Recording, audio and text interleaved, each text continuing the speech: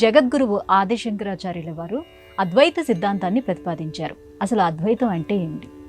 అద్వైతం, ద్వైతం కానిది అద్వైతం. ద్వైతం అంటే రెండు, రెండు కానటువంటిది ఒకటే. అంటే జీవుడు దేవుడు రెండు వేరు వేరు అని లోకంలో చాలామంది భావిస్తుంటారు. అంటే మానవులమైన మనము దేవుడు ఇద్దరు వేరు వేరు కాబట్టి మనం పూజ దేవుడికి చెయ్యాలి అని.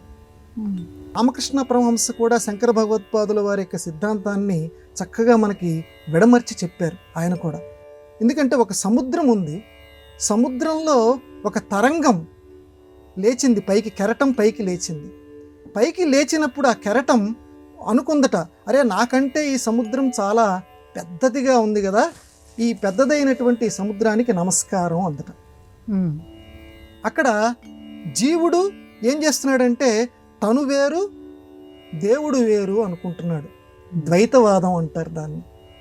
తర్వాత కొద్దిసేపటికి ఆ తరంగం, ఆ కెరటం అనుకుందట, అరే ఆ నాలోనూ నీరుంది, సముద్రంలోనూ నీరు ఉంది కదా, రెండింటి అంశ ఒకటే కదా, కాబట్టి కాకపోతే అది పెద్ద అంశ కాబట్టి దానికి నేను నమస్కారం చెయ్యాలి, కాబట్టి నాకంటే కొంచెం పెద్దదిగా ఉంది అని అనుకుందట.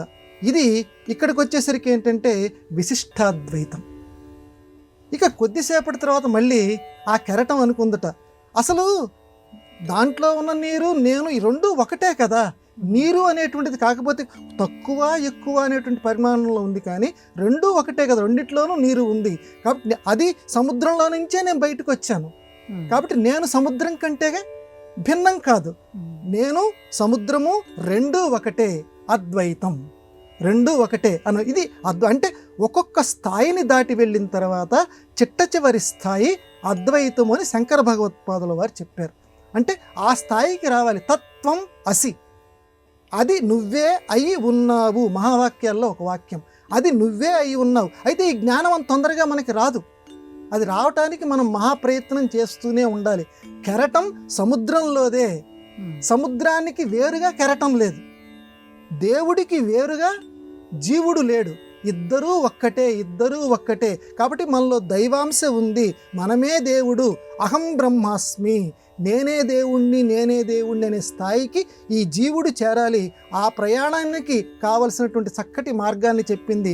ఇద్దరూ ఒకటే, ఇద్దరూ ఒకటే అనే భావంతో ఉండు. ఇలా ఉండటం వల్ల ఏమిటండి ప్రయోజనం అని అంటే, దైవీ లక్షణాలంటే మంచి లక్షణం కదమ్మా, మనం కూడా మంచిగా ఉండటానికి ప్రయత్నం చేస్తాం. ఇది అద్వైతం చేసినటువంటి ఇంకొక గొప్ప ఉపకారం లోకానికి.